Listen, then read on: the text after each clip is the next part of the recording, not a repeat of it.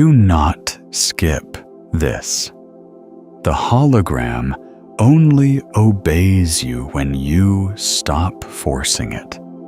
There is something happening in your energy field right now that most people spend their entire lives trying to override.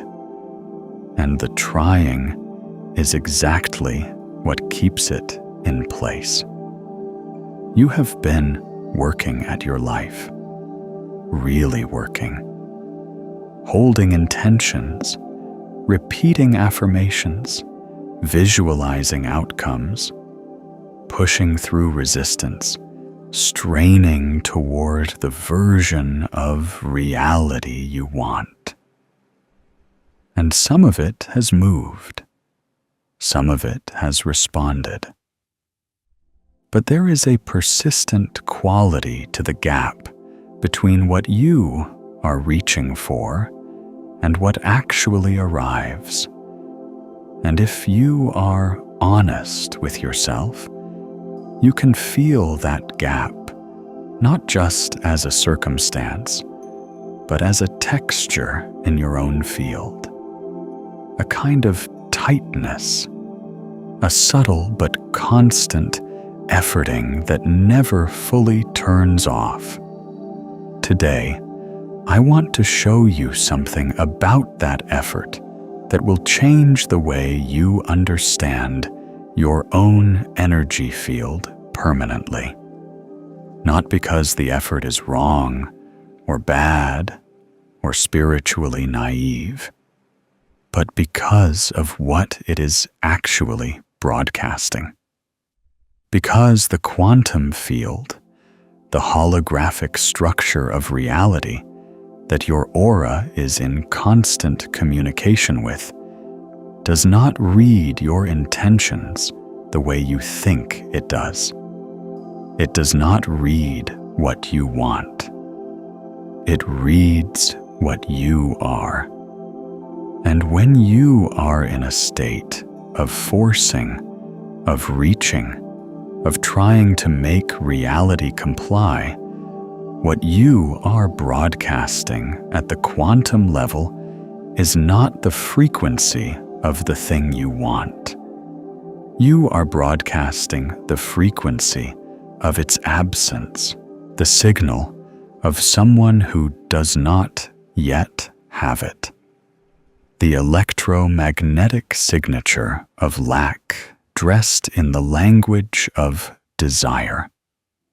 And the hologram, which is faithful and precise and responsive to a degree that would stun you if you could see it operating in real time, assembles more of exactly that around you. More of the reaching, more of the gap, more of the feeling that what you want is just slightly out of range. This is not a punishment. This is not the universe withholding from you. This is physics. This is the most precise and impersonal law in existence, doing exactly what it does. And the moment you understand what your field is actually transmitting when you force, and what it transmits when you stop, you will never approach your own creative power the same way again. So let us go all the way into this. Let us look at the mechanics. Let us understand what forcing does to your electromagnetic field at the level where reality actually reads you. And then let us do something about it together, right now, in this transmission. Because your field is already capable of the signal that assembles what you want. It has always been capable. The only thing standing between you and that signal is the very efforting you were taught would get you there. Here is the first thing you need to understand about the hologram. The word hologram is not being used loosely here. It is being used with precision, and the precision matters for everything that follows. A hologram is a specific kind of information structure in which every part contains the whole. If you take a holographic photograph and cut it in half, you do not get half the image. You get the whole image, slightly less resolved. Cut it into quarters. Each quarter still contains the full image. The information is not stored locally in one place. It is distributed throughout the entire structure, encoded in the interference patterns of light. The physicist David Bohm, who worked alongside Einstein at Princeton and spent decades developing what he called the implicate order, proposed that the universe itself has this holographic character, that what we experience as physical reality, the solid, local, separate world of objects and events, is the explicate order, meaning the unfolded, made visible layer of a much deeper implicate structure where everything is enfolded into everything else. Bohm was not speaking metaphorically. He was describing a mathematical and physical model of how information is stored and expressed in the quantum field. What this means for your aura is specific and radical. Your energy field is not sending signals into a passive, neutral environment that may or may not receive them. Your field is in constant interference with an implicate structure that is already complete, already containing every possible version of your life enfolded within it. What your aura does at every moment is select. Your electromagnetic signature, the specific frequency pattern generated by the coherence or incoherence of your heart and nervous system, acts as a reading frequency. Like a laser reading a holographic plate, your field illuminates certain patterns from the implicate order and causes them to unfold into your experienced reality. This is the mechanism. This is what your aura is actually doing when you walk into a room, when you make a decision, when you hold an intention, when you force. You are not sending a request to reality.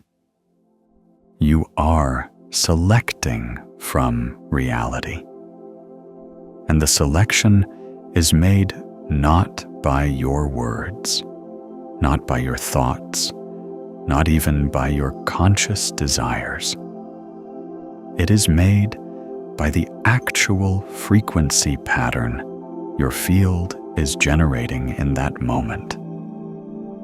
It is worth pausing here to understand the interference pattern more concretely, because this is where Bohm's model becomes not just philosophically interesting, but operationally relevant to your daily life.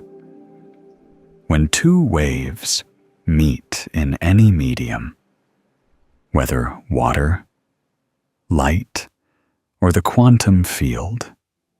They create an interference pattern where the peaks of the two waves align. The amplitude increases. Where a peak meets a trough, they cancel. The resulting pattern encodes information about both original waves. A holographic plate works by recording the interference pattern between a reference beam of coherent laser light and the light reflected off the object being photographed. When you later shine coherent light of the same frequency through that recorded pattern, the original object appears in 3 dimensions.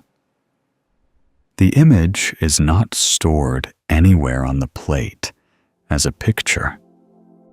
It is stored as a pattern of relationships.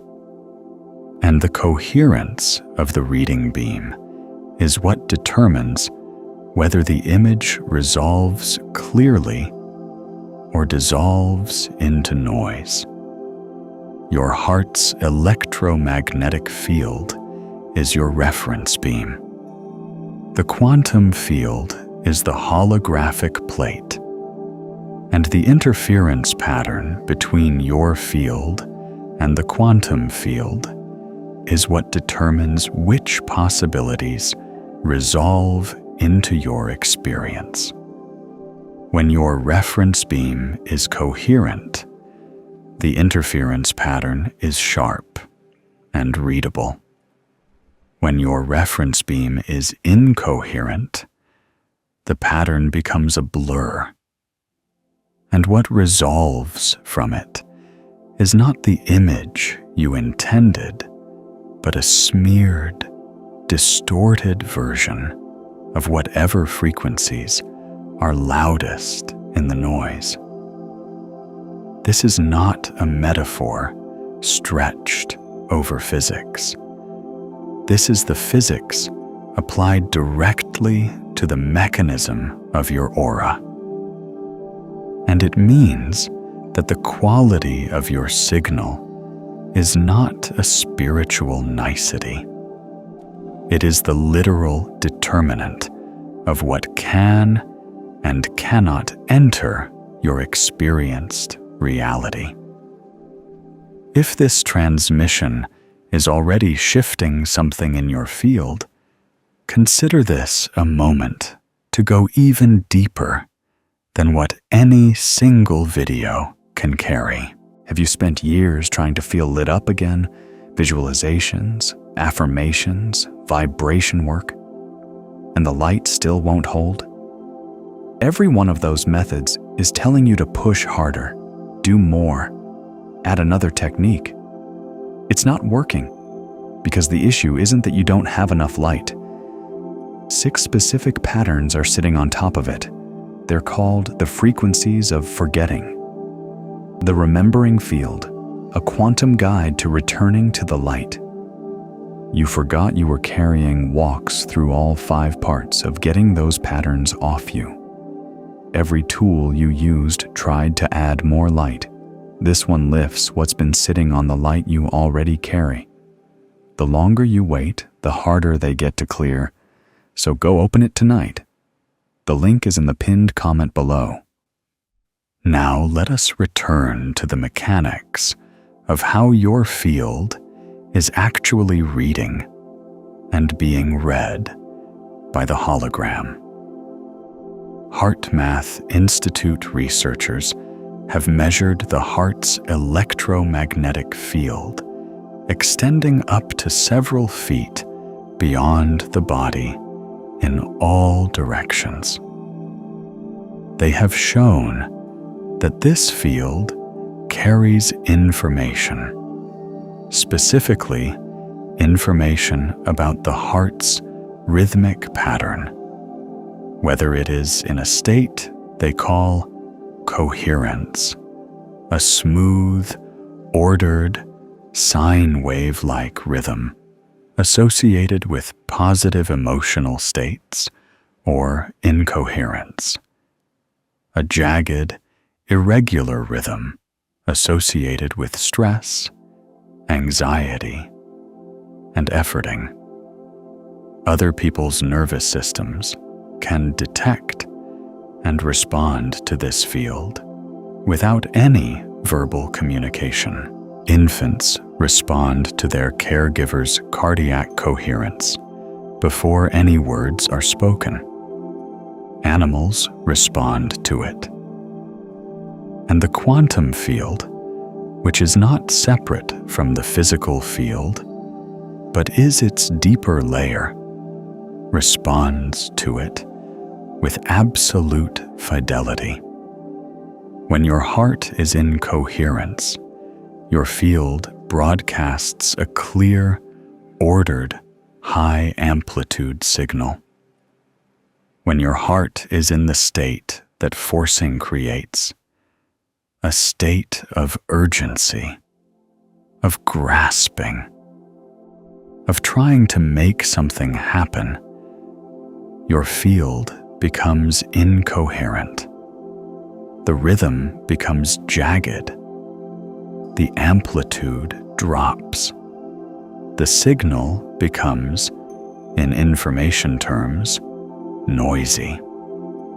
And a noisy signal does not illuminate the holographic patterns you want. It illuminates the patterns that match the noise, the patterns of uncertainty, of lack, of effort, without a rival. This is the physics of why forcing does not work, not as philosophy, as electromagnetic reality. There is a specific heart math measurement that is worth naming precisely here, because the precision matters. The metric they use to quantify cardiac coherence is called heart rate variability, or HRV. HRV measures the variation in time between successive heartbeats. Counterintuitively, a healthy, coherent heart does not beat with mechanical regularity like a metronome. It beats with a specific kind of rhythmic variation, a smooth, wave-like oscillation in the interval between beats that reflects the heart's dynamic responsiveness to the body's moment-to-moment needs. This smooth oscillation is the signature of coherence. What disrupts it is not the presence of variation, but the presence of chaotic, irregular variation, the kind generated by stress hormones, by sustained urgency, by the physiological state of forcing. Researchers have measured that when subjects deliberately shift into states of genuine appreciation or care, not performed positivity, but actual felt positive emotion, the HRV pattern shifts from chaotic to coherent within minutes. The electromagnetic field the heart generates simultaneously becomes more ordered and extends its measurable reach.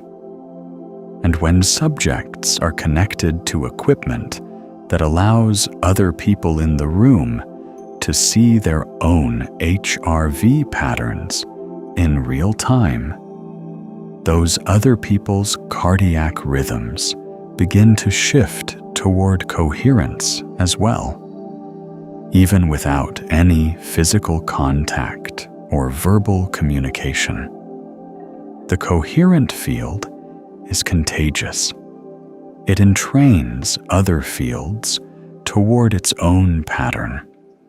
This is why certain people walk into a room and the quality of the room changes. It is not charisma in the conventional sense. It is field coherence. Their signal is strong enough and ordered enough that it becomes a reference beam for the nervous systems of the people around them. Other fields begin to organize around it, and those people, without knowing why, feel calmer, more open, more present. The forcing person, by contrast, walks into a room and people feel a subtle tightening, a guardedness, a sense of pressure they cannot name, because incoherence is also contagious. It introduces noise into the fields it contacts. If this transmission is already shifting something in your field, consider liking this video and subscribing so these teachings continue reaching you when your signal is ready for them. Now let us get specific about what forcing actually feels like in your field, because this is where the teaching becomes personal. You know the feeling. You have been in it.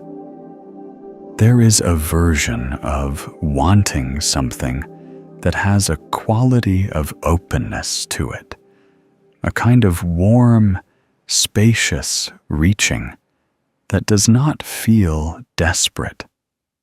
And then there is the other kind, the kind where the wanting has contracted around itself, where you are checking constantly, measuring the distance, calculating whether it is working, bracing against the possibility that it will not, where your affirmations have an edge of pleading in them, where your visualizations are slightly strained, slightly performative, as if you are trying to convince the universe rather than communicate with it.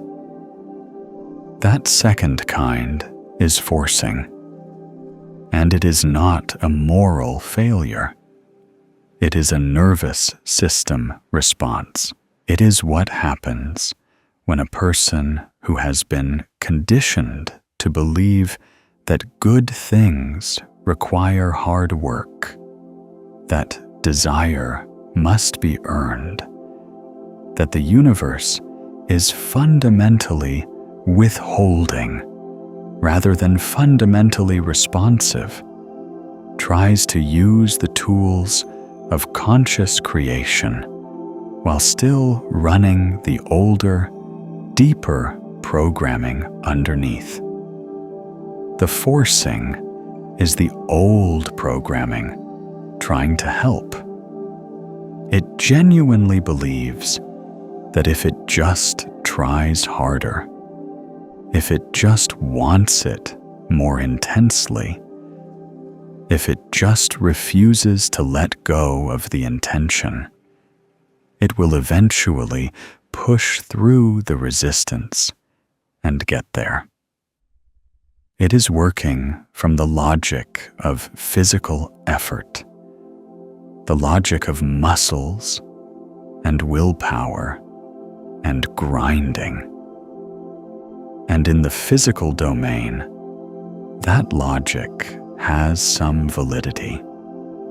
You push a boulder, the boulder moves. Effort produces results. But the quantum field does not operate on the logic of physical effort. The quantum field operates on the logic of resonance, and resonance cannot be forced. Resonance happens when two frequencies match. When your field is broadcasting at the frequency of the thing you want, reality unfolds that thing around you, not because you pushed hard enough, but because your signal called it into coherence from the implicate order. The moment you shift from pushing to resonating, the hologram shifts with you. Not gradually, not eventually. The shift in the field is immediate. The unfolding of the new pattern takes whatever time it takes in the physical domain. But the selection, the quantum selection that determines what can reach you, that changes the moment your signal changes. And this is what most people never understand about their own creative power. They think the delay between their intention and its manifestation means they need to try harder. They double down on the effort. They increase the strain. And in doing so, they deepen the incoherence of their field, strengthening the very signal that is keeping the thing they want at a distance. The hologram is not slow. The hologram is not withholding. The hologram is reading you perfectly in real time and assembling exactly what your field is actually broadcasting. When you feel like nothing is working, it is not because the hologram has failed you. It is because the hologram is working flawlessly, and the signal it is reading is the signal of not yet having, wrapped in the effort of trying. Let me tell you about a woman named Sarah. Sarah had wanted to build something of her own for years. Not just wanted, burned for it.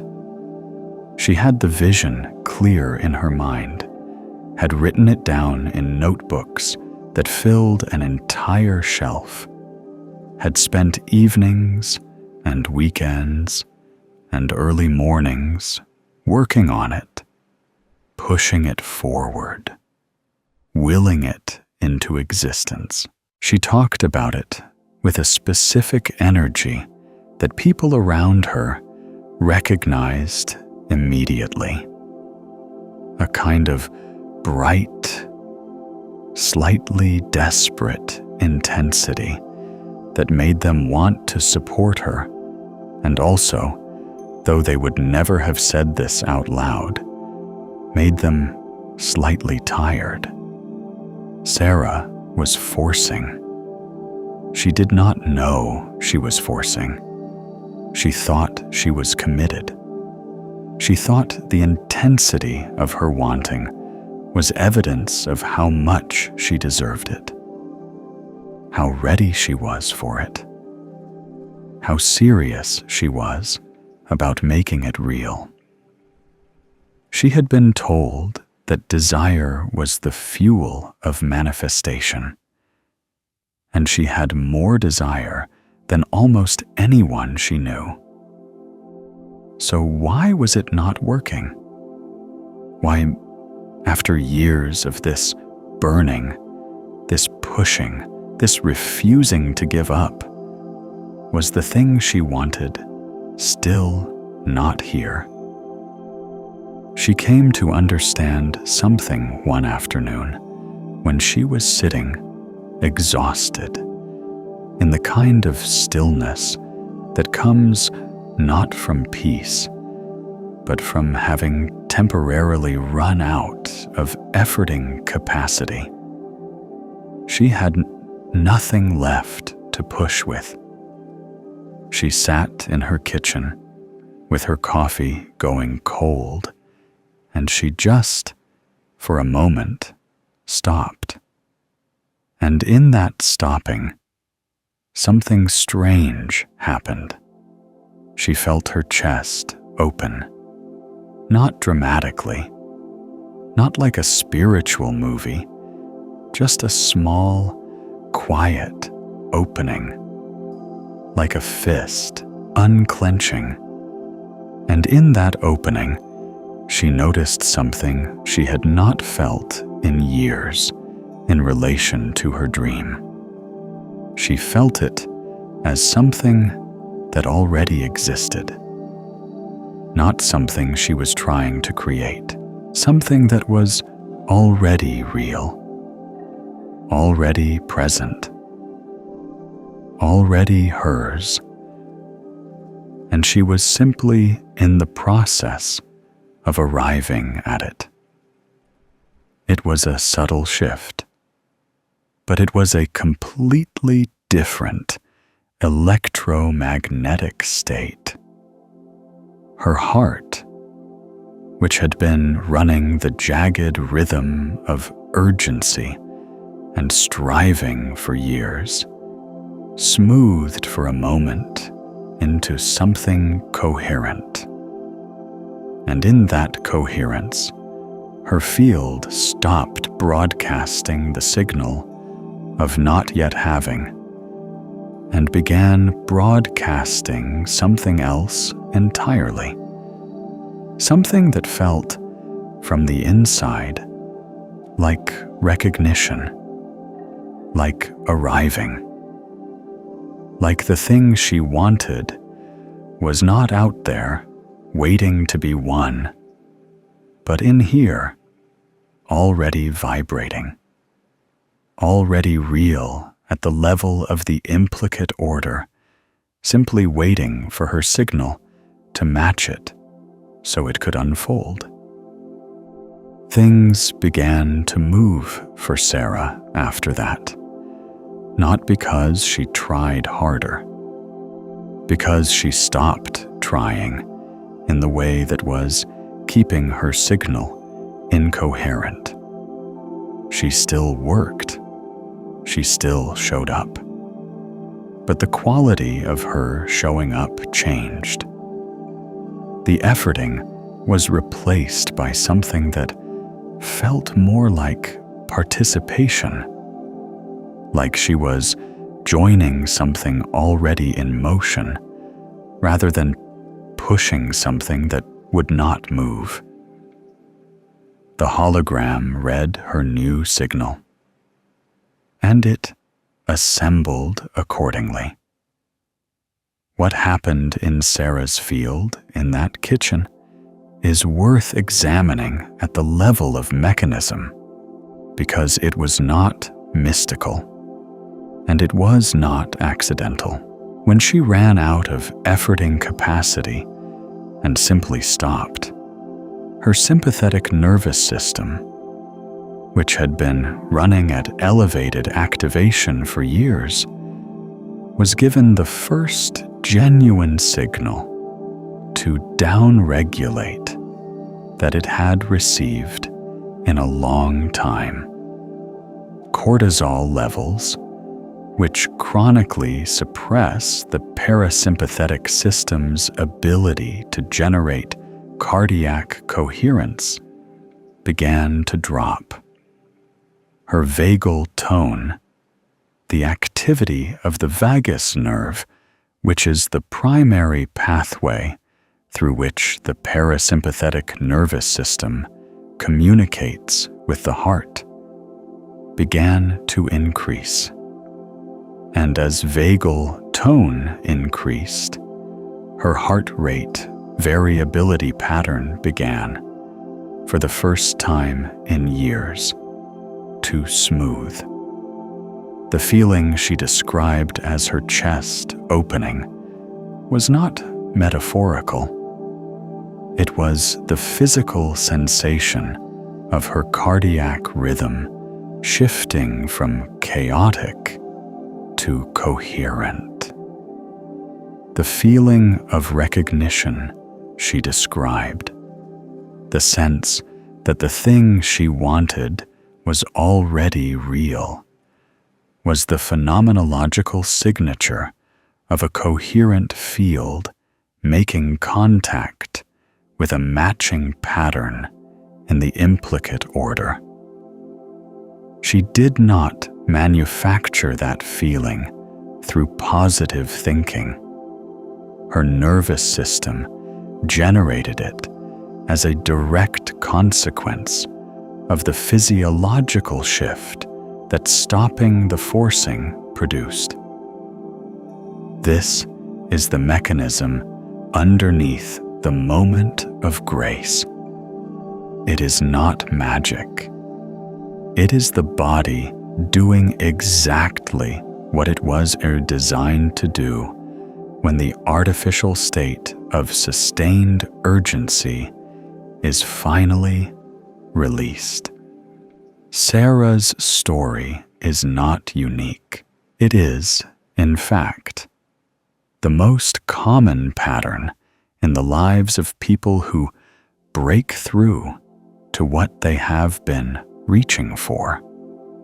Not the pattern of trying harder, the pattern of shifting the signal, of learning, usually through exhaustion or grace or both, to stop forcing and start resonating. Now let us do something practical. Let us work with your field directly, right now, because understanding this at the level of ideas is only the beginning. The real shift happens in the body, in the nervous system, in the electromagnetic pattern of your heart. I want you to bring something to mind that you have been reaching for, something you want that has not yet arrived, something you have been holding intentions around, working toward, perhaps efforting toward more than you would like to admit. Do not push it away. Let it be present. Let yourself feel the wanting of it. Now note what that wanting feels like in your body. Be honest. Is there a quality of openness in it, or a quality of tightness? Is there a spaciousness around the desire, or a contraction? Does the wanting feel like abundance, like you are already in the field of the thing you want? Or does it feel like hunger, like reaching across a gap toward something on the other side? Most people, when they are honest, notice the hunger, the gap, the reaching. That reaching is the signal of absence. That is what your field is broadcasting when you hold your intentions in that particular way. Now I want you to do something that will feel counterintuitive. I want you to let go of the wanting for just a moment. Not permanently, not as a spiritual bypass. Just for the next few minutes, set it down. Let it rest. Let it not need to be achieved in this moment. Place your hand on your heart, not as a gesture, as a genuine act of attention. Feel the warmth of your hand against your chest. Feel the subtle movement of your breath. And as you breathe in, breathe in the feeling of something already complete, not the specific thing you want, just the feeling of completeness itself, the feeling of enough, the feeling of a life that is already, right now, in this moment, whole. Breathe that in. Let it fill your chest. And as you breathe out, let the reaching go. Not the desire, just the reaching, just the efforting. Let your heart be, for this moment, in the state of having, rather than the state of wanting. This is not pretending. This is not denial. This is a deliberate act of electromagnetic coherence. You are shifting your heart's rhythm from the jagged pattern of urgency to the smooth pattern of resonance. You are changing what your field is broadcasting. Right now, in real time. Stay here for a moment. Keep breathing. Keep your hand on your heart. Let the feeling of completeness be real. Even if it is only real for this breath, this moment. Notice what happens to the quality of your wanting when you approach it from this state. Notice that the thing you want does not feel farther away. It feels closer. It feels like something you are already in the field of, rather than something you are trying to reach across a gap to get to. That is the difference between forcing and resonating. That is the difference between broadcasting absence and broadcasting presence. And your field just shifted. You can feel it. That is not imagination. That is your electromagnetic signature changing. This is the state from which the hologram responds, not the straining. This. And I want to pause here and ask you something genuinely. Has there been a moment in your own life when you felt your aura shift, when the quality of your field changed and people around you responded differently? When you walked into a room and something in the atmosphere moved toward you rather than away? Share it in the comments. Your experience is not just yours. When you name it, you activate it again. And someone reading your words may feel their own field, remember what it already knows. Let us go deeper into the mechanics, because there is a layer of this that most people never reach. And it is the layer where the real power lives. When researchers at HeartMath talk about heart coherence, they are describing a specific physiological state in which the heart's rhythm becomes ordered, smooth, and synchronized with the breath and with the brain's electrical activity. In this state, something measurable happens to the body's electromagnetic output. The field becomes not just more ordered, but more powerful. the amplitude of the heart's electromagnetic signal increases. The field extends further. The information it carries becomes cleaner, more precise, more readable. What this means at the quantum level is significant. A coherent field is not just a stronger signal. It is a signal with greater resolution. Remember the hologram metaphor. When you shine a laser of coherent light onto a holographic plate, you get a sharp, three-dimensional image.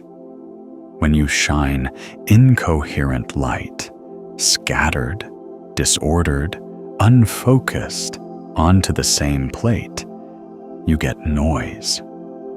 The image does not emerge clearly. The information is there in the plate, but the reading frequency is not precise enough to call it into resolution.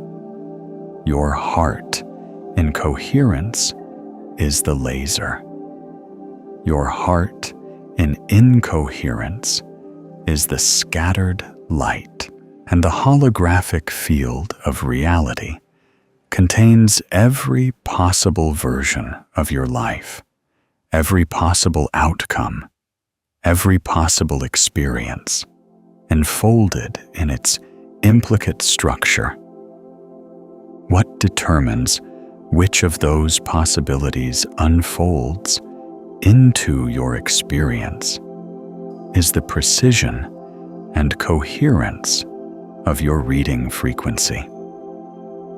This is why meditation works not as a spiritual practice, but as a physical one. Consistent meditation has been shown to increase heart rate variability in ways associated with coherence. It literally trains the heart to generate a more ordered rhythm. And a more ordered rhythm means a more coherent field. And a more coherent field means a more precise selection from the holographic structure of reality. This is also why chronic stress and anxiety are so destructive to what people call manifestation. It is not that stressed people are spiritually unworthy of what they want. It is that stress generates measurable cardiac incoherence, which degrades the precision of the field, which produces a noisy, low-resolution signal, which calls into resolution the patterns that match the noise. Stress broadcasts scarcity, not because the person wants scarcity, because the electromagnetic signature of the stressed nervous system resonates with the patterns of scarcity enfolded in the implicate order. And forcing, sustained, anxious, willful forcing toward an outcome generates exactly the physiological state of stress. The cortisol rises. The heart rhythm becomes irregular. The field becomes incoherent. And the more you force, the more incoherent the field becomes. And the more incoherent the field becomes, the less responsive the hologram appears. And the less responsive the hologram appears, the more you feel you need to force. It is a loop. And most people are in it without knowing it. They have been in it so long that the forcing feels like trying, and the trying feels like virtue. and the virtue feels like the reason they deserve what they want. And so the loop is not just a habit. It is, at some level, a point of identity. To stop forcing feels like giving up.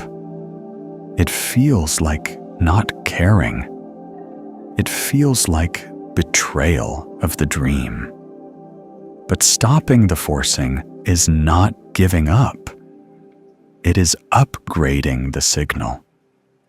It is shifting from scattered light to laser. It is the move from noise to resolution. And it is the most powerful thing you can do for the thing you want.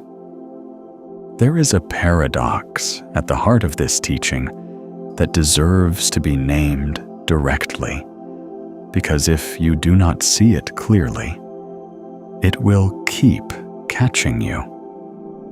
The paradox is this: everything in your conditioned experience tells you that wanting something more intensely, focusing on it more consistently, working toward it more diligently, should produce more of it. And in the physical domain, as I said before, this is partially true. Physical effort produces physical results within limits. But in the quantum domain, the domain where reality is actually selected before it becomes physical, intensity of wanting does not increase the coherence of your signal. It frequently decreases it. Here is why. Intense wanting, the kind that comes with urgency and grasping, is almost always accompanied by its shadow. Fear. The fear that it will not come. The fear that you will not be enough to make it happen. The fear that the gap between where you are and where you want to be is too large, too persistent, too real. And fear is, electromagnetically, one of the most incoherent states a human nervous system can generate. The heart rhythm in fear is profoundly irregular.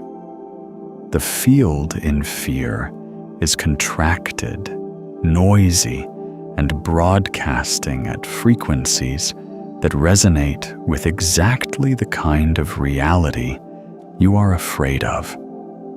So the very intensity of your wanting, when it is threaded through with the fear of not having, amplifies the signal of not having rather than the signal of having. The desire and the fear are not separate. They are two sides of the same electromagnetic state, and the field does not distinguish between them the way your mind does. Your mind says, "I want this beautiful thing." Your field says, "I am in a state of lack and urgency and fear of loss." And the hologram reads the field. This is the paradox. The more desperately you want something, the more you may be broadcasting its absence, and the more you can genuinely, not performatively, not as spiritual bypassing, but genuinely rest in the feeling of already having it, of already being in its field, of already being the version of yourself for whom it is real, the more clearly your field broadcasts the frequency that calls it into resolution from the implicate order. Genuine is the operative word here. This is not about pretending. It is not about performing positivity over a substrate of fear. That does not work because the field reads the substrate, not the performance. The performance is mental. The substrate is electromagnetic, and the hologram reads electromagnetic. What works is actual coherence, actual, felt, embodied resonance with the reality you want, not as a future thing you are trying to create. As a present thing, you are already at the quantum level, in the field of. Because at the level of the implicate order, you are already in the field of it. Every possibility is already enfolded there. The question is only whether your signal is coherent enough to call it into the explicate order, into your experienced reality. And coherence cannot be forced. It can only be allowed. It can only be cultivated. It can only be created by shifting the state of your nervous system from urgency to presence, from reaching to resonating, from broadcasting the absence of what you want to broadcasting the frequency of what you want. That shift is available to you right now. It is available in every moment, and it does not require that you have already received what you want. It only requires that you stop insisting. At the level of your electromagnetic field, that you do not yet have it. Let me introduce you to someone else. His name was Declan. Declan understood, intellectually, everything I have just described to you. He had read the books. He had watched the videos. He could explain quantum coherence and the heart math research and the holographic model of reality in a way that would impress anyone. He genuinely believed it. And he was still at the level of his actual daily experience, deeply stuck. The thing Declan wanted was connection. Real, deep, sustaining connection. He had built a life that looked full from the outside, work he was proud of, a community of acquaintances, activities that kept him engaged. But underneath all of it was a persistent loneliness that he had been trying to solve for years. He had tried being more open, more available, more interesting, more interested. He had tried vulnerability and consistency and showing up. He had tried, in other words, to force connection into existence through the sheer quality of his effort. And people liked Declan. They genuinely did. But the deep connection he wanted kept not arriving. Conversations would get close to something real and then drift back to the surface. Friendships would form and then plateau. He would feel repeatedly the specific disappointment of almost connection, of something that touched the edges of what he wanted without ever landing in the center of it. What Declan could not see, because it was too close to him, was what his field was broadcasting in the moments that mattered most. In the moments when connection was possible, when a conversation was opening towards something real, his field was not broadcasting openness. It was broadcasting need. The urgency of his wanting was in his field, and people felt it without being able to name it. They felt, not consciously, but at the level of their own nervous system's response to his electromagnetic field, a quality of pressure, of being needed rather than simply being with. And the nervous system, when it detects that quality of pressure, instinctively protects itself. Not because the person is bad, because the signal is incoherent. Declan's breakthrough came not through trying harder to connect, but through doing something that felt, at first, like giving up. He stopped trying to get connection and started practicing the feeling of already being connected, not to a specific person, to life itself, to the moment, to the simple available sense of being in contact with what was already present.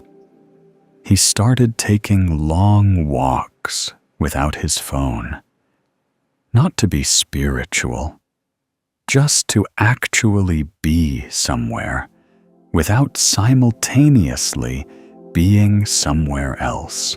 He started cooking meals slowly, paying attention to the textures and smells, letting himself be genuinely absorbed in the present experience. He started, in other words, practicing presence rather than practicing the pursuit of connection. And his field changed. The urgency drained out of it. The neediness, which had never been who he was, but had been what his field was broadcasting, quieted. And what remained was something that people responded to very differently. A quality of genuine presence, of someone who was actually here, not someone who was here and also somewhere else, reaching for something they did not yet have. The connections came, not all at once, but they came with a quality that the forced ones never had. They came as recognition rather than as relief, as meeting rather than as rescue, because Declan's field was no longer broadcasting need. It was broadcasting presence, and presence calls presence into resonance. The hologram read his new signal, and it assembled accordingly. What is particularly instructive about Declan's story is the mechanism by which the walks and the slow cooking changed his field. He was not doing a formal coherence practice. He was not meditating in a structured sense. He was doing something more fundamental. He was interrupting the default mode of his nervous system, which had become the sustained scanning for what was missing, and replacing it with genuine, absorptive, present moment contact. Neuroscience calls the default mode network the brain system, most active when we are not engaged with an immediate task, when we are ruminating, planning, reviewing the past, projecting into the future. In Declan's case, the default mode had become a machine for generating the felt sense of loneliness, rehearsing it, examining it, measuring it. And that felt sense, generated continuously by the default mode, was the substrate of his field. The electromagnetic signature his aura was carrying into every room, every conversation, every potential moment of connection. When he walked without his phone and actually looked at the light on the leaves, when he stood at the stove and genuinely attended to the smell of garlic in a pan, he was not just relaxing. He was deactivating the default mode network and activating the task positive network, the brain system associated with genuine present engagement. And in that shift, the substrate of his field changed. The loneliness signal quieted because the system generating it was no longer running. What remained was presence. And presence, as a field signature, is coherent in a way that longing is not. I am curious about your own experience of this. Has there been a moment when you felt your own light shift, when the warmth of your field seemed to activate, and the room around you responded? When your presence alone changed the quality of what was possible? Leave that in the comments. These moments of collective witnessing strengthen the field for everyone reading.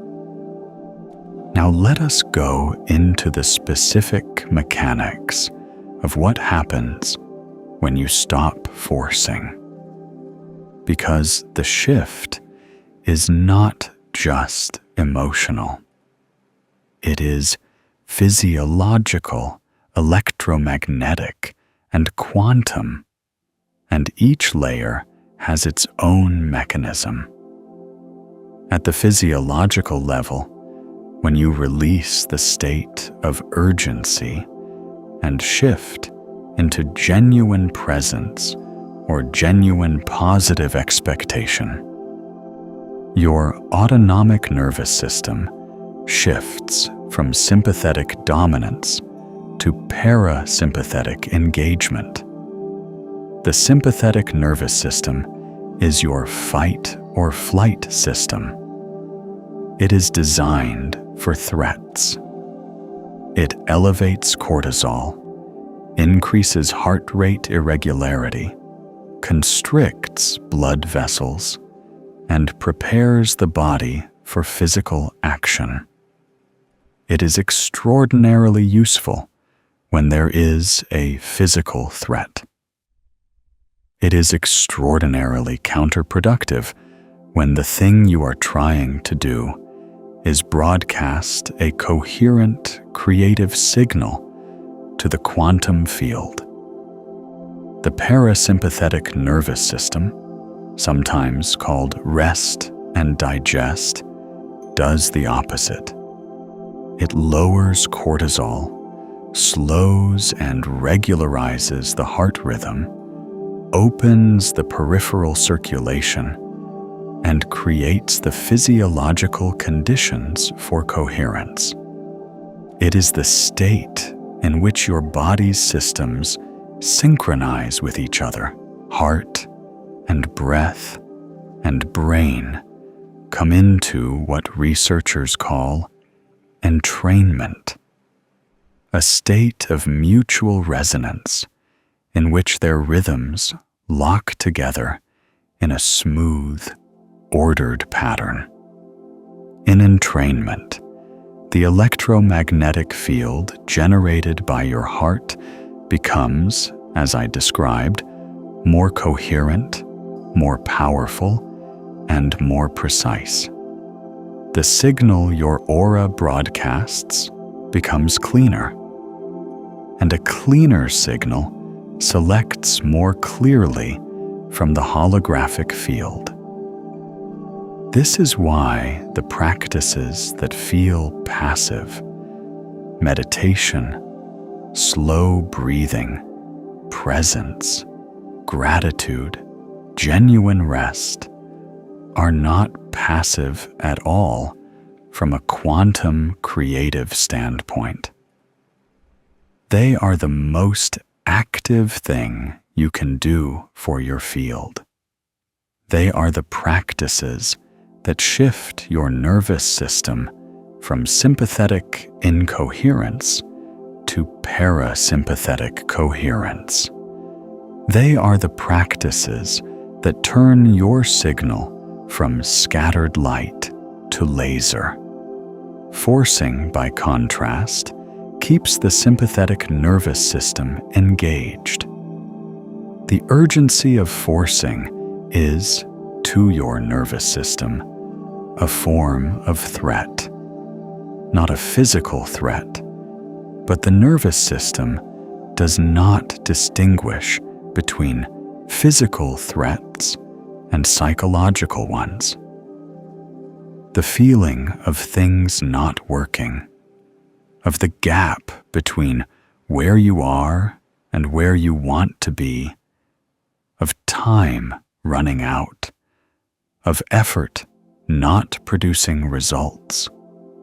All of this registers in the nervous system as a threat state, and the threat state generates incoherence, and the incoherence degrades the signal, and the degraded signal selects the patterns that match incoherence. You can see why this loop is so persistent. The very experience of not getting what you want generates the physiological state that keeps you from getting what you want. And the natural response to that experience, trying harder, doubles down on the state that is creating the problem. The exit from the loop is not through more effort. It is through a genuine shift in the physiological state, which is why the practice I gave you earlier, the hand on the heart, the coherence breath, the felt sense of already being in the field of what you want, is not supplementary to the work of creation.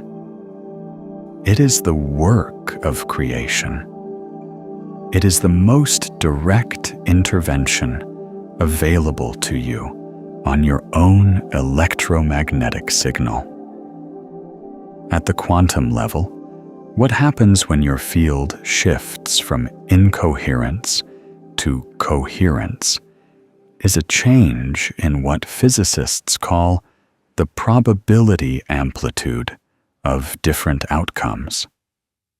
In quantum mechanics, before a possibility collapses into an observable event, it exists as a wave function, a probability distribution across many possible states.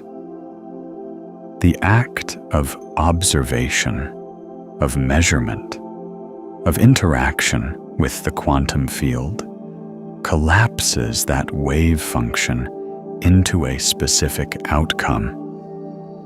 Your coherent electromagnetic field is, in this model, a form of measurement.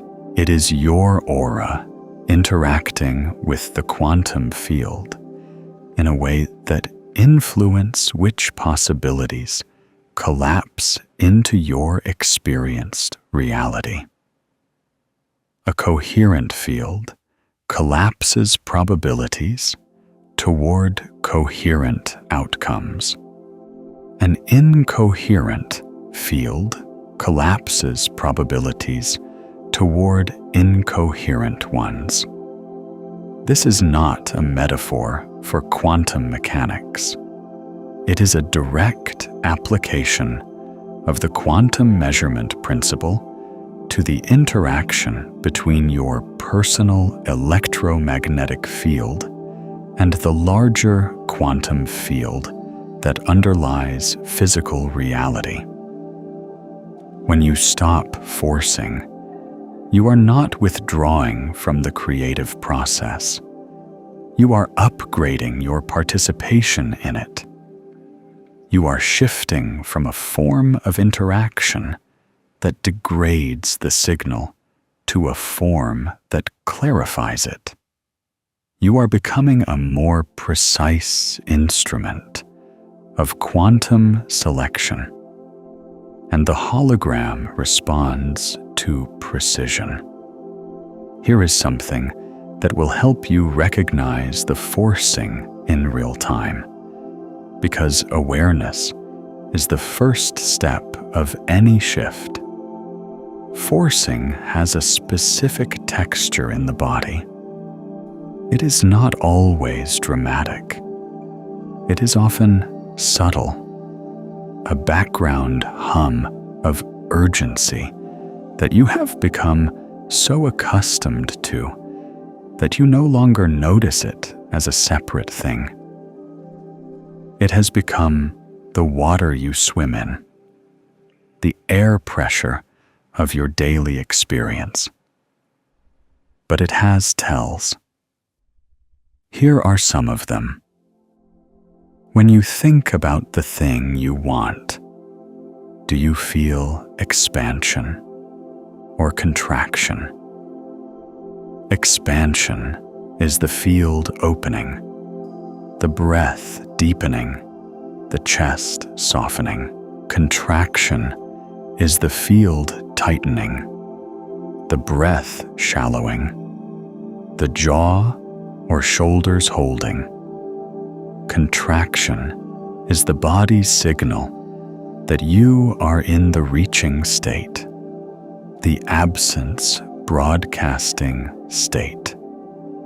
When you do the practices associated with what you want, the affirmations, the visualizations, the intentions, do they feel like abundance or like work?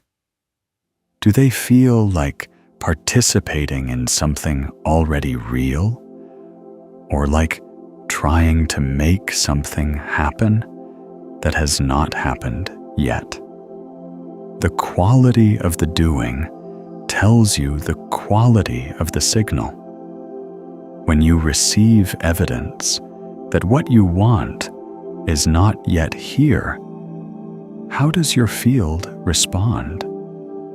With patience, with trust, with the genuine knowing that the signal is clear and the timing is unfolding, or with a tightening, a recalculating, a renewed urgency to push harder.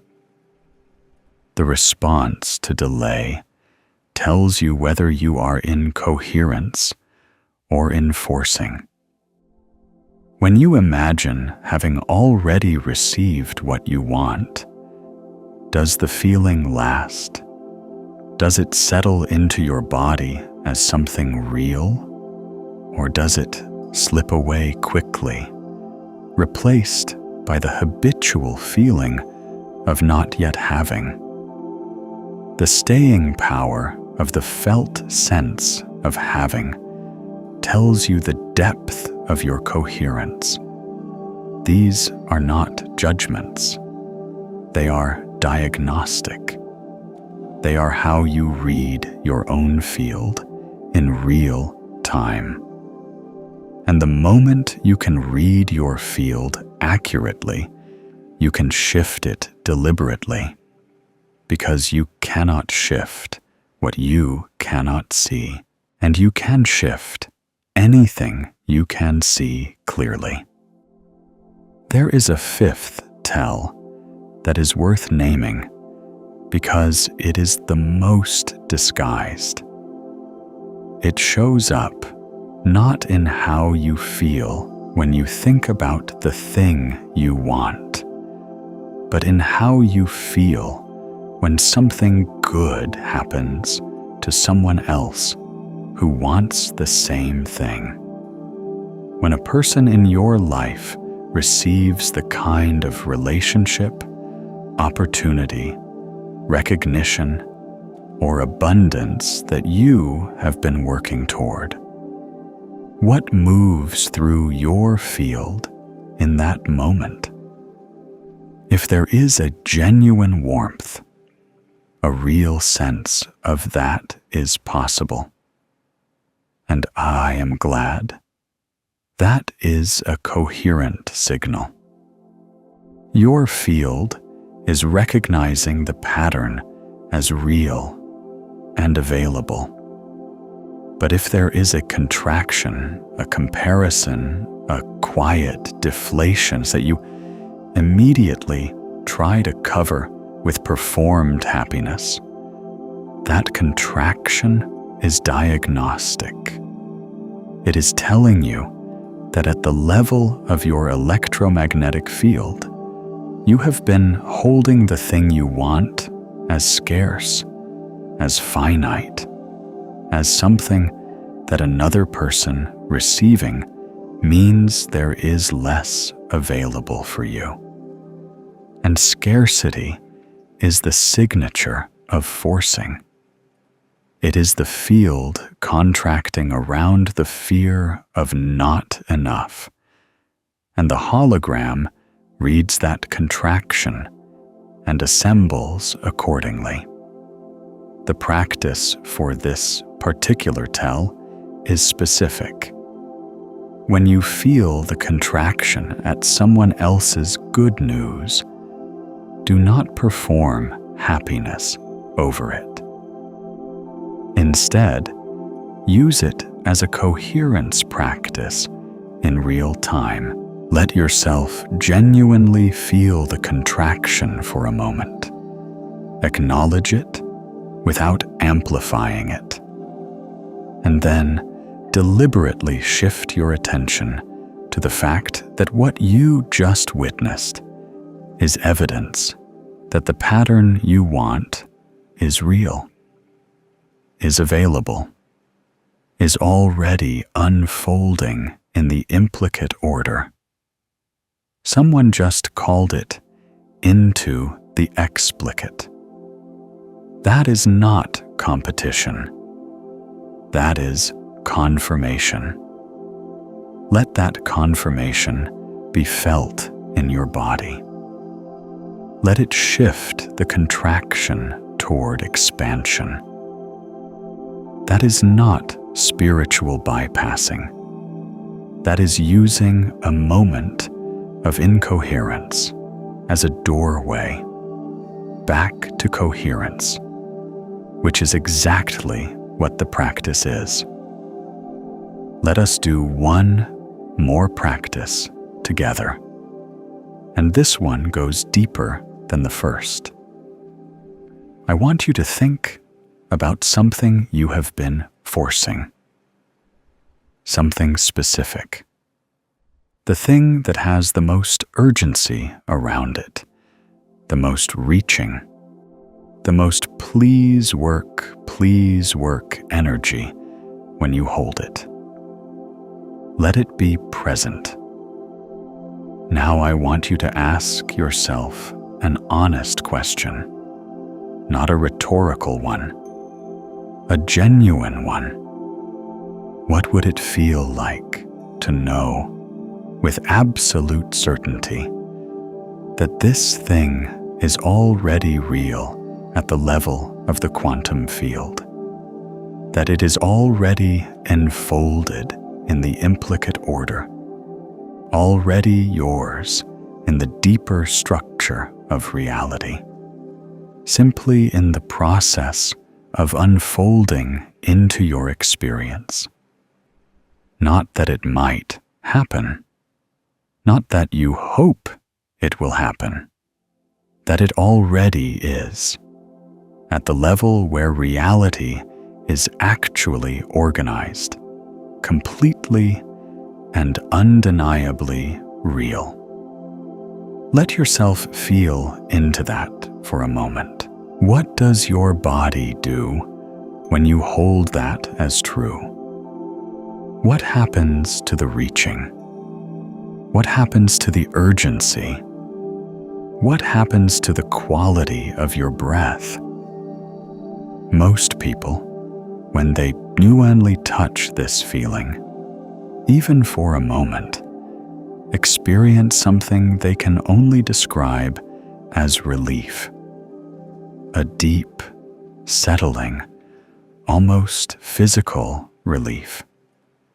As if a weight they had been carrying without knowing it was suddenly set down. The shoulders drop. The breath deepens. The chest opens. The jaw unclenches.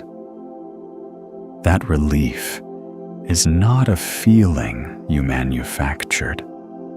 That relief is your nervous system shifting out of the sympathetic threat state and into parasympathetic coherence. That relief is your heart rhythm smoothing from jagged to sine wave. That relief is your electromagnetic field becoming more coherent, more powerful, more precise. That relief is your signal changing. And the moment your signal changes, the hologram's response to you changes. Not eventually. Now. The quantum selection shifts in real time with the coherence of your field. The patterns that can reach you, the synchronicities, the opportunities, the people, the information, the circumstances that resonate with what you want, they become accessible to your field in a way they were not accessible when your field was broadcasting urgency and lack. Stay in this feeling as long as you can. Let it be real. Let it settle. Let your body remember what it feels like to be in the state of already having, of already being in the field of what you want, of already being the version of yourself for whom this is real. This is not passive. This is the most precise creative act available to you. This is the laser. This is the coherent signal. This is the frequency that the hologram reads and assembles reality around. This is what you were always capable of. This is what was always here, underneath the forcing. There is one more layer to this, and it is perhaps the most important one, because it addresses the question that is probably forming in your mind right now. If I stop forcing, if I release the urgency and settle into coherence, does that mean I stop doing anything? Does it mean I just sit in a feeling and wait for reality to deliver? Does surrender to the quantum process mean passivity in the physical world? No. Emphatically, specifically, no. The shift from forcing to resonating does not eliminate action. It transforms the quality of action. It changes action from efforting against resistance to moving with the current of your own coherent field. And those two kinds of action produce very different results, not because one is more virtuous than the other, but because they carry very different electromagnetic signatures. Forced action, action taken from a state of urgency and fear and not yet having, carries the incoherent signal of the state it comes from. It pushes into the world, but it pushes against the grain of the quantum field, because the field is reading the signal of the action, not just the physical movement of it. Forced action often produces forced results, outcomes that look like what you wanted, but feel hollow, or that require constant maintenance to keep in place, or that come with a quality of exhaustion that makes you wonder if they were worth it.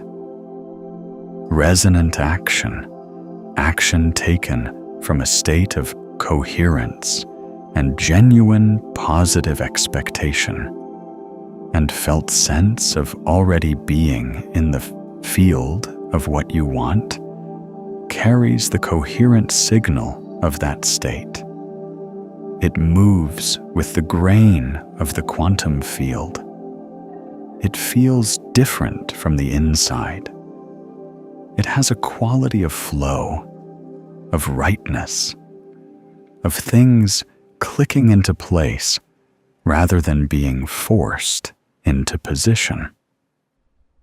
It often requires less effort to produce more result, not because the universe is rewarding your positivity, but because your coherent field is selecting the path of least quantum resistance, the path through the holographic structure of reality that is most aligned with the frequency you are broadcasting. Declan did not stop reaching out to people when he stopped forcing connection. He still showed up. He still initiated. He still made himself available. But the quality of his showing up changed. He showed up from presence rather than from need. And presence is a coherent signal.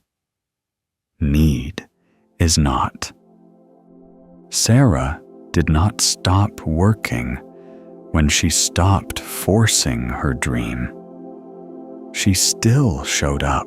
She still built.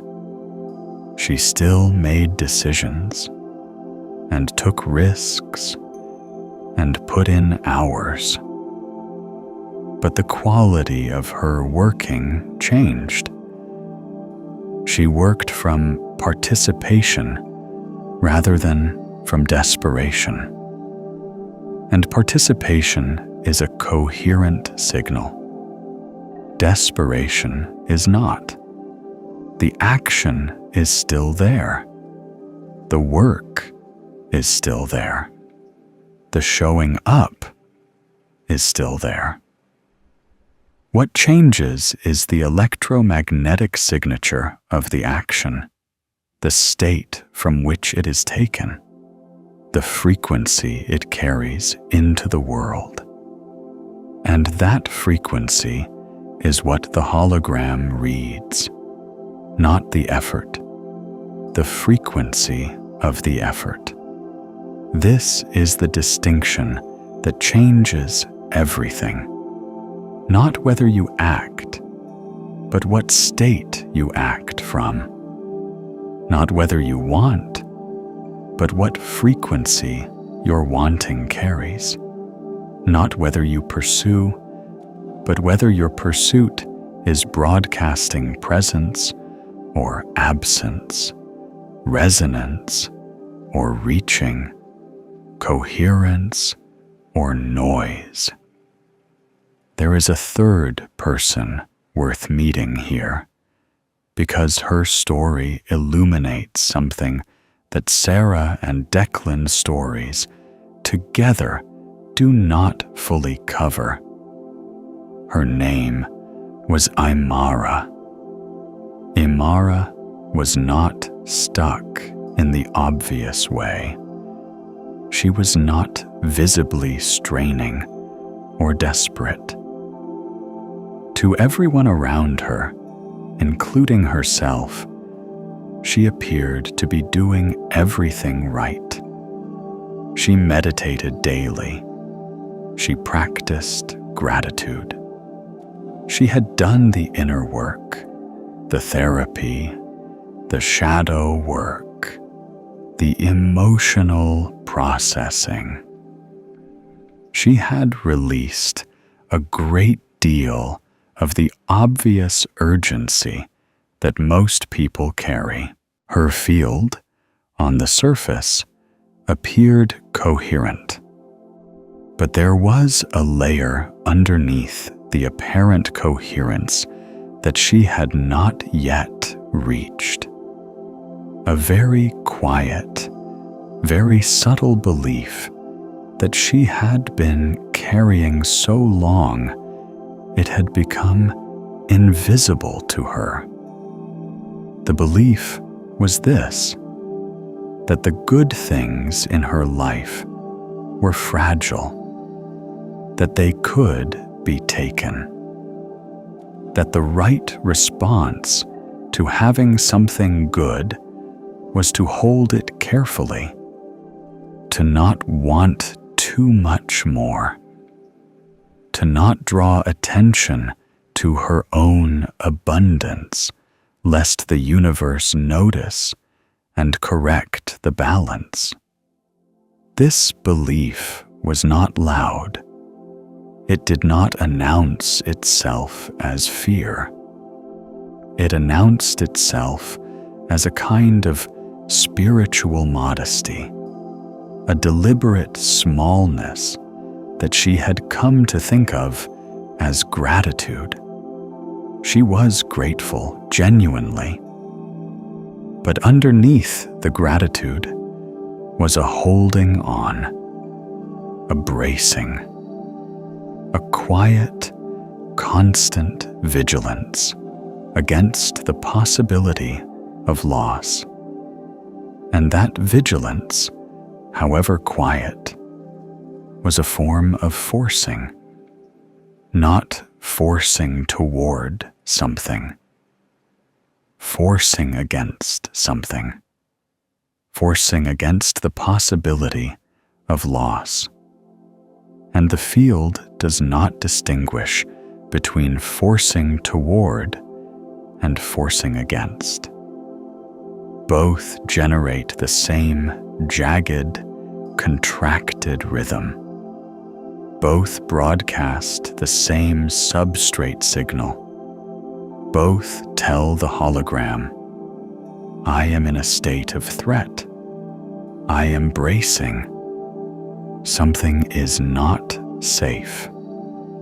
And the hologram, faithful and precise, assembled around that signal. Not catastrophe, but a ceiling, a quality of good enough that never quite became abundant, a life that was genuinely fine, but persistently, mysteriously, slightly smaller than she sensed it could be. Imara's shift came when she finally identified the vigilance for what it was. Not gratitude, guardedness. And she made a decision, not a grand spiritual declaration, but a quiet, daily practice to let the good things she had be fully real without holding them carefully. To stop bracing against their potential loss and to simply let them be present, fully, without the protective contraction around them. This is a different kind of forcing than Sarah's or Declan's, but it is forcing, and its release is the same in principle.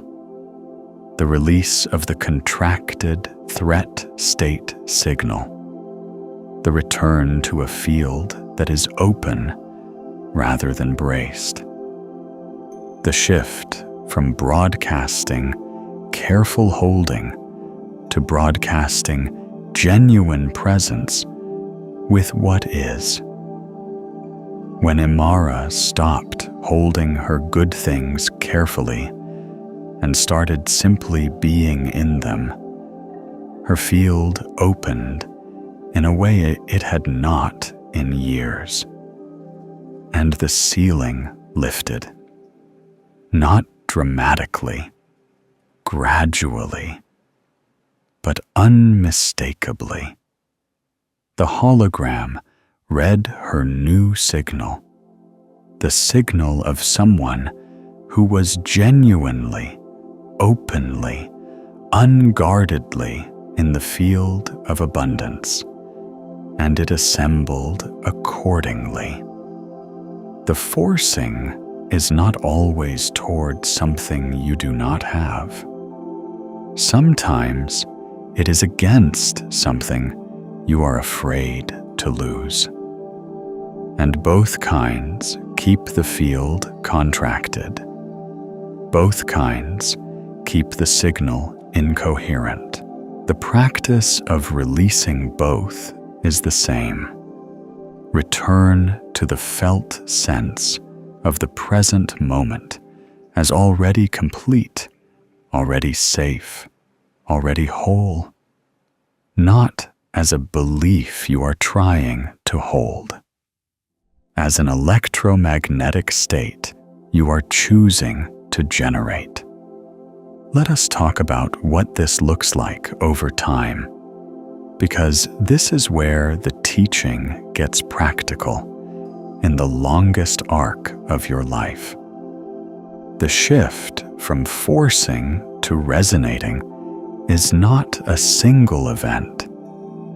It is a practice of learning to read your own field accurately, to notice when you have slipped back into the reaching state, and to return again and again to coherence, not as a punishment when you catch yourself forcing, as a simple, compassionate correction, like a musician who notices they have drifted slightly flat and adjusts their pitch, not with self-judgment, with skill.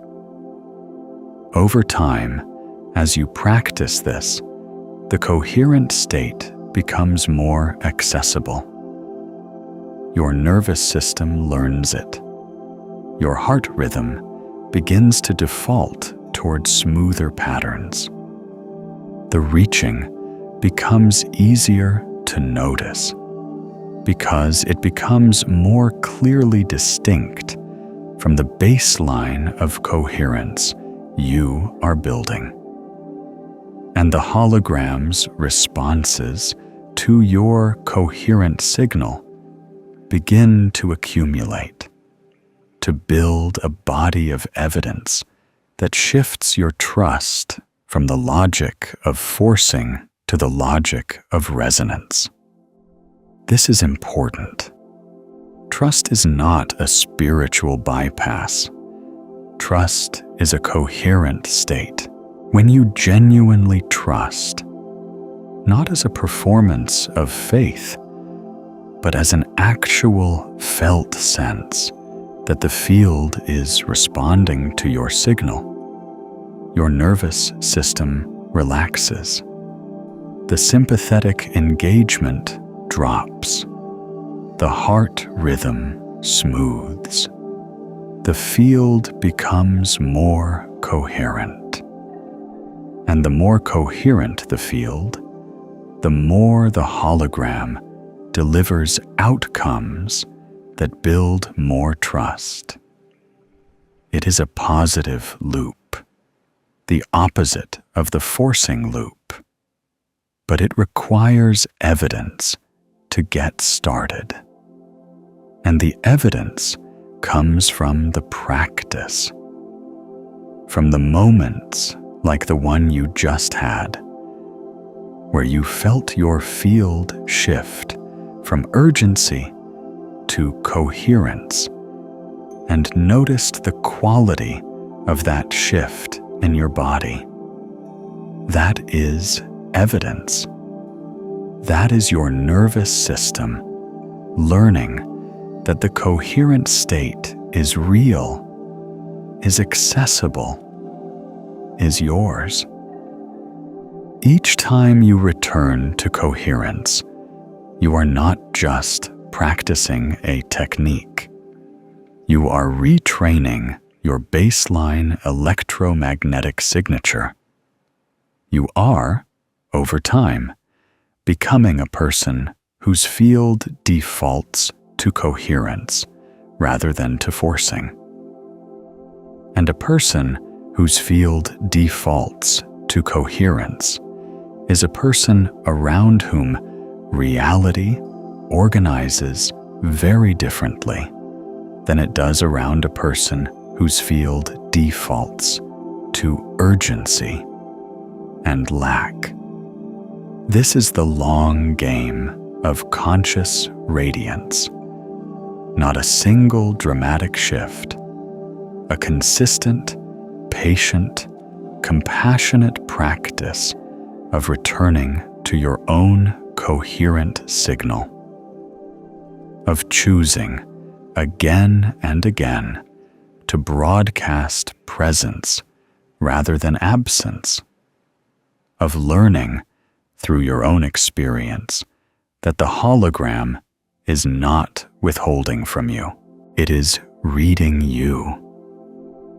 And as you become more readable, as your signal becomes cleaner and more coherent, what it assembles around you becomes more and more aligned with what you actually want.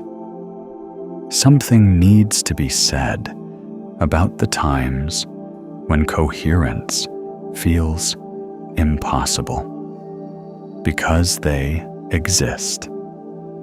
And if I do not name them, this teaching becomes something you can only apply when life is already going well, which is not when you need it most.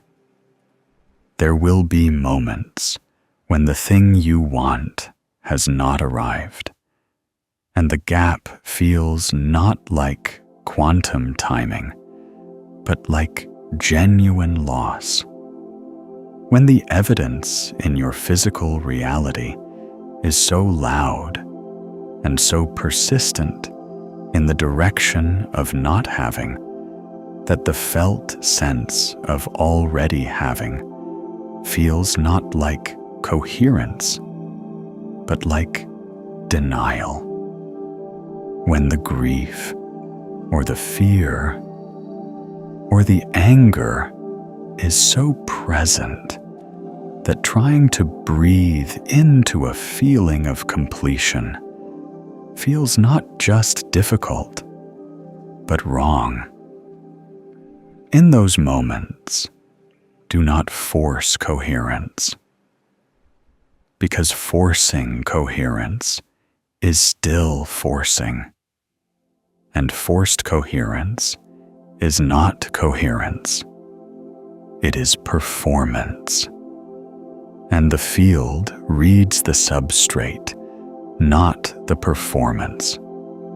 In those moments, the most coherent thing you can do is be honest with what is actually present, to feel the grief without amplifying it, to acknowledge the fear without feeding it, to let the anger move through without directing it at the quantum field as evidence that you are broken or unworthy or permanently excluded from what you want.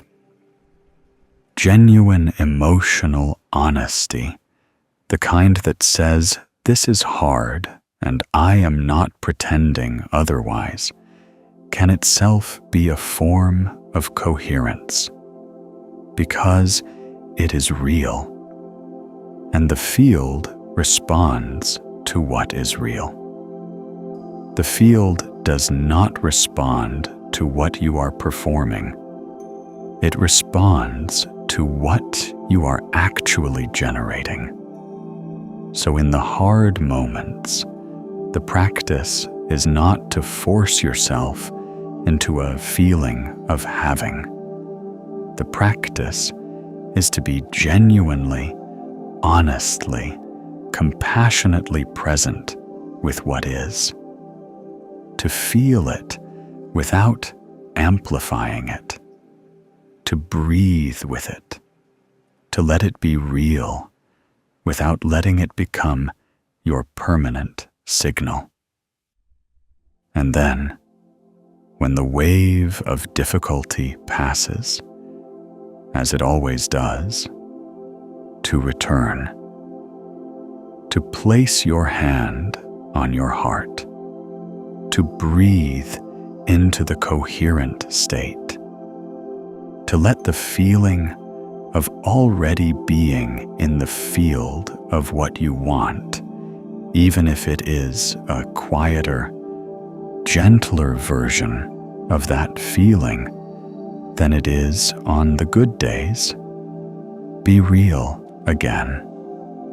The return is the practice, not the perfect maintenance of coherence. The return. Every time you return, you are strengthening the neural and electromagnetic pathways that make coherence more accessible. Every time you return, you are building the capacity to hold a cleaner signal for longer. Every time you return, you are demonstrating to your own nervous system that coherence is home, that urgency is a visitor, that the reaching state is not who you are, but something that moves through you and can be released. You are not failing when you slip into forcing. You are practicing when you return to resonance.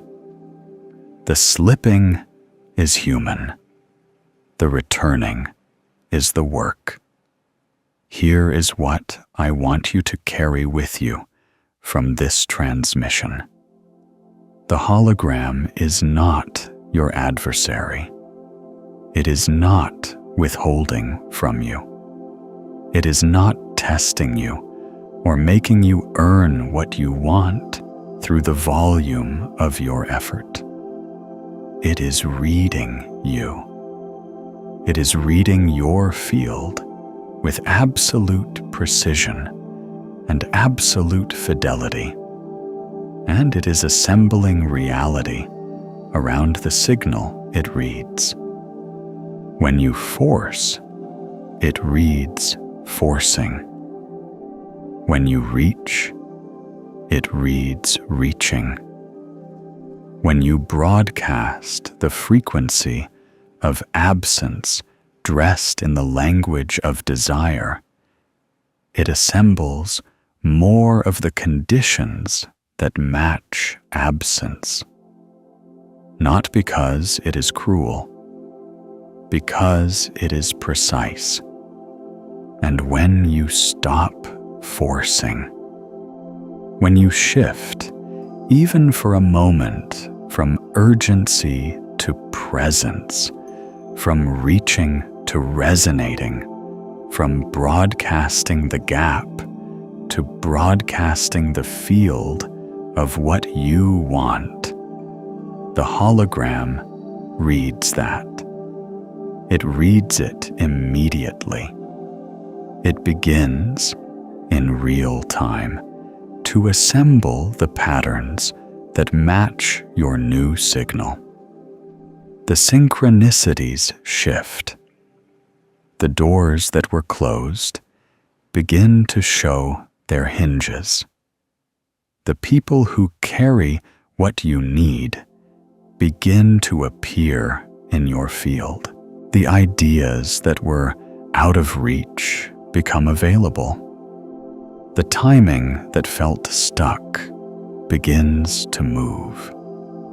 Not because you finally tried hard enough, because you finally stopped trying in the way that was keeping your signal incoherent. This is the most radical reframe available to you about your own creative power. You are not building reality through effort. You are selecting reality through resonance. And resonance is not something you force. It is something you allow. It is something you cultivate. It is something you return to again and again until it becomes your baseline, until it becomes the default frequency of your field, until the hologram's consistent response to your coherent signal builds a life that looks, to people who do not understand the mechanics, like extraordinary luck.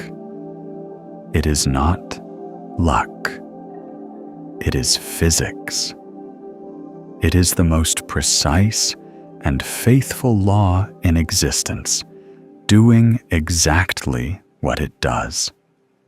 Reading your signal, assembling your reality, responding to who you actually are electromagnetically in the present moment, and who you actually are when you are not forcing, when you are not reaching, when you are not broadcasting the urgency of not yet having, is someone whose field is naturally coherent, naturally luminous, naturally capable of calling from the implicate order exactly the life you came here to live. You were not born to force your way through existence. You were born to radiate. And radiance does not force. It simply is. And reality organizes around it. Your field knows this. Your heart knows this. The hologram knows this. now you know it too. Before you move into the rest of your day, I want to leave you with one specific practice to carry forward, not just for today, as a daily calibration of your signal. Each morning, before you begin the doing of your day, before you pick up your phone or open your email or begin the list of things that need to happen, take 3 minutes, just 3. Place your hand on your heart. Breathe slowly and deliberately, letting the exhale be longer than the inhale. And as you breathe, bring to mind the single most important thing you are in the process of creating in your life right now. Do not think about how to make it happen. Do not plan or strategize or calculate. Simply let it be present. And then ask yourself, honestly, what does it feel like to already be in the field of this? Not to have it yet, not to have received it in the physical world, but to already be at the quantum level, in the field of it. To already be the version of yourself for whom this is real. Let that feeling be as genuine as you can make it, even if it is quiet, even if it is subtle, even if it only lasts for 30 seconds before the urgency returns. Let it be real for those 30 seconds, and then go about your day from that state for as long as you can hold it. When you notice you have slipped back into forcing, do not judge yourself. Simply notice and return. Place your hand on your heart in your mind, if not literally. Breathe. Remember the feeling. Return to the coherent signal. Do this every morning, not as a ritual of hope, as an act of electromagnetic calibration, as the daily practice of tuning your signal before you broadcast it into the quantum field that will read it and respond to it all day long. There is a specific reason the morning is the most powerful time for this calibration, and it is grounded in the physiology of how your nervous system transitions out of sleep. In the first 20 to 30 minutes after waking, your brain is shifting from the slower theta wave activity of sleep into the alpha and beta frequencies of waking consciousness. During this transition, the nervous system is more neuroplastic than at almost any other point in the day. The patterns you activate in this window have a disproportionate influence on the baseline state your nervous system carries through the hours that follow.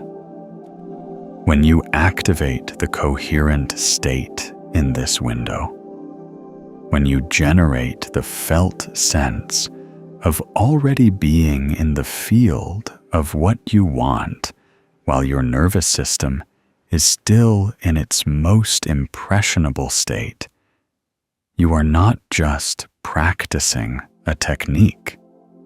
You are seeding your baseline electromagnetic signature for the day. You are giving your field its first instruction before the world has had a chance to give it a different one. This is why the 3-minute morning practice is not supplementary. It is foundational. It is the difference between spending your day responding to the world's signal and spending your day broadcasting your own. The hologram will read whichever signal is loudest in your field. The morning practice ensures that the signal you bring to the day is the one you chose, not the one that accumulated by default. As you build this practice over days and weeks, you will notice something specific happening in the texture of your days. Moments that previously required effort will begin to require less. Not because the circumstances have changed, though they will, but because you are moving through them from a different field state. Decisions that previously felt heavy will begin to feel clearer. Not because you have more information, though you will seem to attract more of the right information, but because a coherent field processes information differently than an incoherent one. The noise is lower. The signal is cleaner. What is relevant to your actual direction becomes more visible, and what is irrelevant becomes easier to release.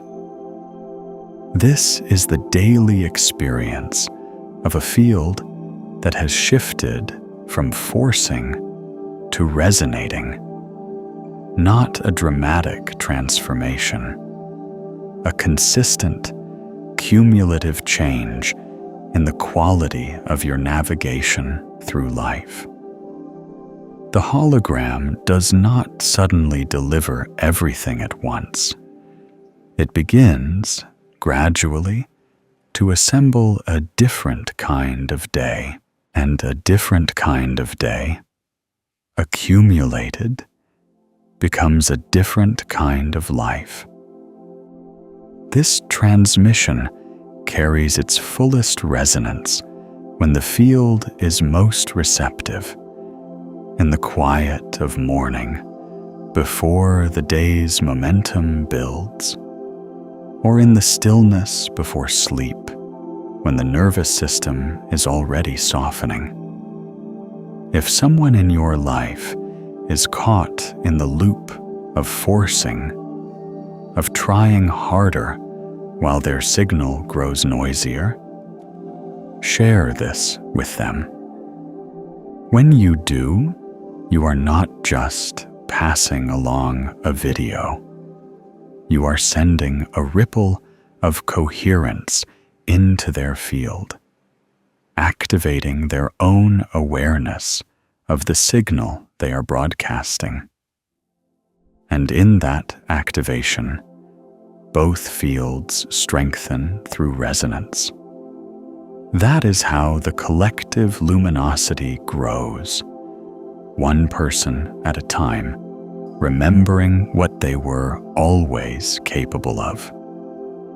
This is how the hologram becomes, over time, not something you are trying to make obey you, but something that is simply, faithfully, precisely responding to who you actually are when you are most coherent, most present, most fully yourself. That is what you came here to experience. Not the struggle of forcing reality to comply, the grace of resonating with it so clearly that it assembles your life the way water finds its level. Naturally, inevitably, without force. Your signal is clear. Your field is coherent. The hologram is listening. Let it hear you